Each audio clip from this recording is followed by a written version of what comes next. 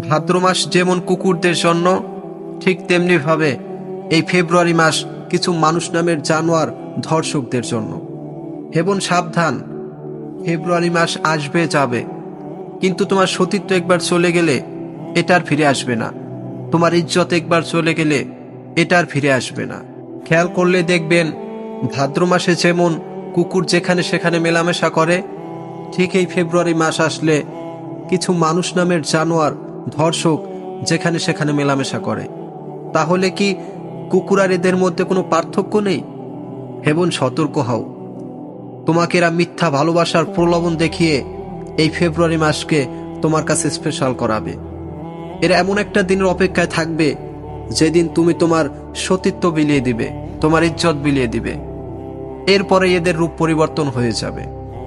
এবং তুমি কি একটাবার চিন্তা করছো, যাকে তুমি জীবনের সবটুকু দিয়ে ভালোবেসে তোমার ইজ্জত বিলিয়ে দিচ্ছ, তোমার সতীত্ব বিলিয়ে দিচ্ছ, সে কি তোমাকে আদৌ বিয়ে করবে?